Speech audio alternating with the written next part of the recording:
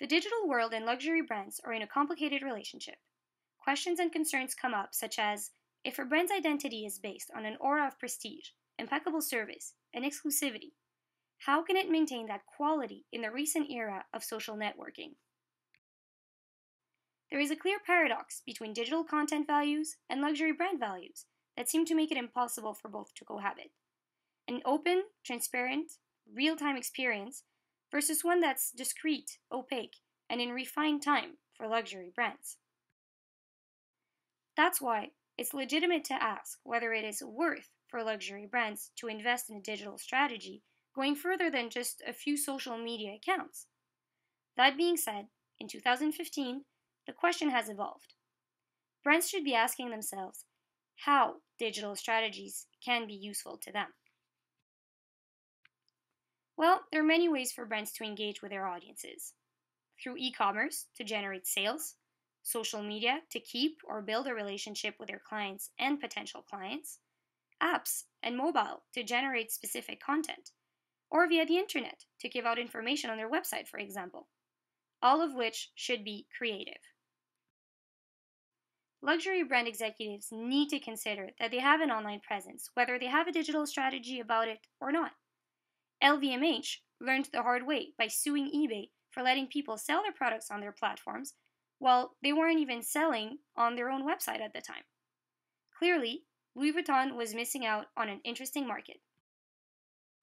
You can't control everything that's said on those platforms about you, but if you reach out to your audience and you're clear about your message and values, the response will most likely be positive. People will understand the brand better and experience the uniqueness of it. It becomes even more reputable. But before establishing a digital presence, a company needs to know its values. These should be consistent online, but also via the employees, as they are ambassadors of the brand everywhere they go, especially through their own personal online presence. Then, the organization needs to know its audience. Where are clients spending time? Who influences them? What are they trying to achieve here that can't be achieved offline? The goal being to focus on certain digital platforms or strategies instead of spreading blindly. Also understand that wealthy people, more likely to buy luxury products, carry devices with them at all times. Phones, tablets, especially while they're traveling. So it's a way to be connected to them and show them how the brand adds value to their lives, not to mention to their kids' life potentially.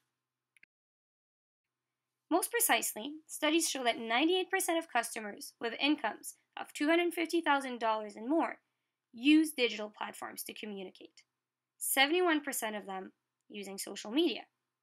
So as a luxury brand, you simply have to be there. The question remains, how? On the e-commerce side, although only 8% of purchases were made online in 2014, 45% of customers researched online before purchasing. Digital is expected to drive, on average, 40% of projected sales growth from 2013 to 2020. Apart from e-commerce, there's certainly a social pressure to have an online presence, to offer great customer service online, offer a superior customer presence, and value-added services, because all the other brands do it, even the ones with various clienteles. The customers. Social media platforms are a great way to gain deeper insight on who they are, what they like, which topics are discussed by specific audiences. This will result in improved targeting of audiences, which is good for defining the 4 C's of marketing: your client, communication, convenience, and cost. It's also a pretty inexpensive tool, free for the most part, and it provides actual data. Conversations are trackable, measurable, and actionable. You can decide to start a conversation, take part in one, or simply observe what's being said. It's also a great way to carry out your values. Something that Yoox and Net-a-Porter understood very well. They teamed up to become the biggest luxury fashion store online, offering brands like Chloé, Balenciaga, Prada, Saint Laurent, and more. Imagine the world's biggest luxury fashion store, a store that never closes and has no geographical borders. Burberry is also a great leader in that sense. It joined Facebook in 2009 and now reaches 16 million fans. It's also possible to chat with a Burberry employee within seconds, and the Twitter service account is available 24/7. It's possible to create a personalized monogram poncho or scarf, which is one of their most popular products. Another great example is Tiffany & Co., engaging with their customers in many ways, such as sharing interactive content on Instagram to create an emotional connection and offering a free app enabling potential customers to build their perfect engagement ring. All that respecting its branding with a predominant Tiffany blue on all platforms. To sum it up, yes, the digital sphere can be scary. The negative feedback that requires immediate attention, managing online crises just like the Qantas Airways contest reactions, respecting the high client demands, and not controlling everything that's said about the company, especially for luxury brands. But I believe the digital sphere does quite the opposite. Potential buyers feel targeted by the brand strategies and its exclusive values, not to mention the convenient way to shop, whereas the dreamers who cannot afford it feel happy knowing more about the brand and browsing their products online for free. Successful examples like Burberry and Tiffany & Co.